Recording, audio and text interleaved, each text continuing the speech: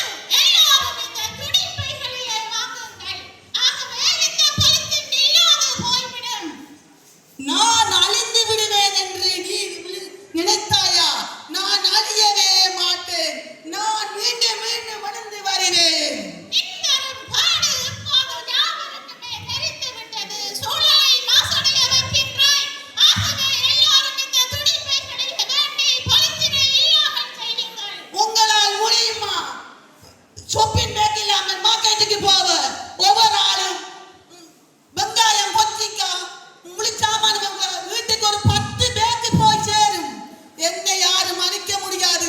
அது இல்லாமல் இயங்கவும் முடியாது யாருக்கும்.